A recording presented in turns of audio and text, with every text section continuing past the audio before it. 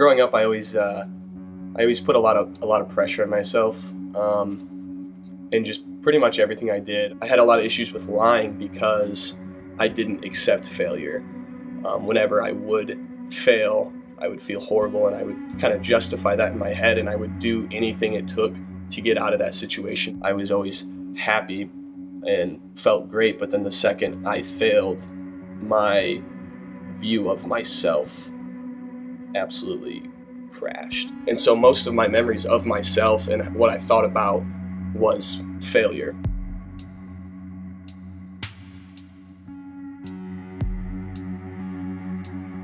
So at one point in middle school was my last year of playing baseball. My mom's side of my family was really big on baseball, and they drove down 2.5 hours to watch me play a tournament game. I had been hitting really good.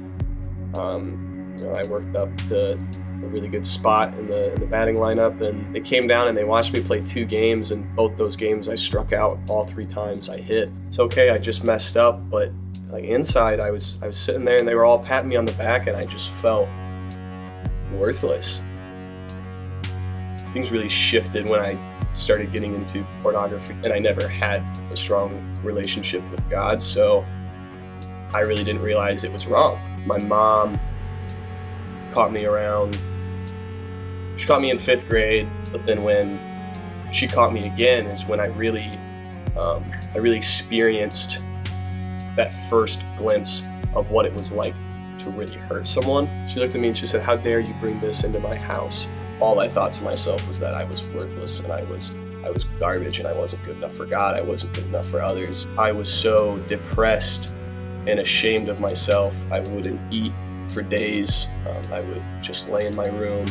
I wouldn't want to talk to anyone. That fear of failure took off to a whole nother level, because it wasn't just fear of failing myself, it was fear of failing others and failing God. That confident, funny guy who I usually was wanted to get out, but I just couldn't. So I think after that point of feeling broken is when I really started coming to Christ and forming a tight relationship, because I needed that just to get through the day. The summer after my freshman year is when I went on my first missions trip to Haiti, and that was one of the best experiences I ever had, as God just kind of threw me into it, and that was His plan. And that was when I really realized that God had put me in all these situations for a reason. It was those times that I knew that God was real and that He was there for me.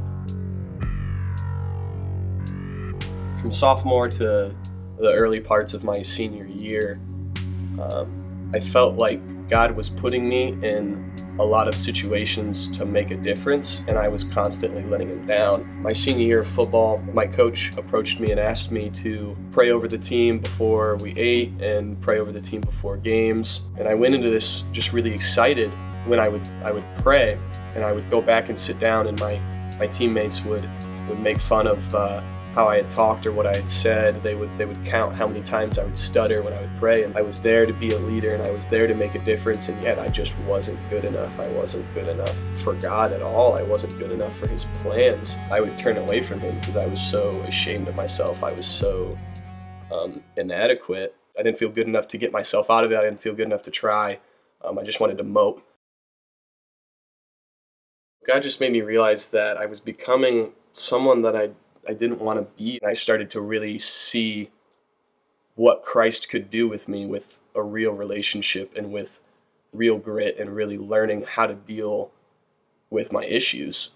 Every time I took that one small step and just read a verse that day, it was always God showing me that I was forgiven.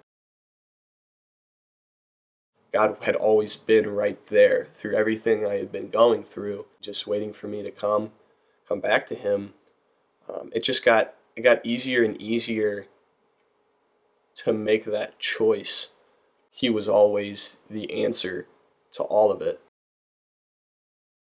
I learned that even when I was connected with God and I allowed Him to work through me, I would still fail.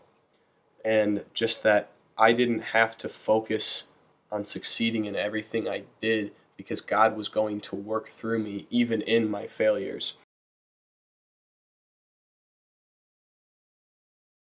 That's what I'm trying to learn to do now, is to not just come to terms that I made a mistake, but to really forgive myself and accept that I am loved and that God has forgiven me. I just couldn't be satisfied with my identity as an athlete or in school, that my true happiness would come from Him.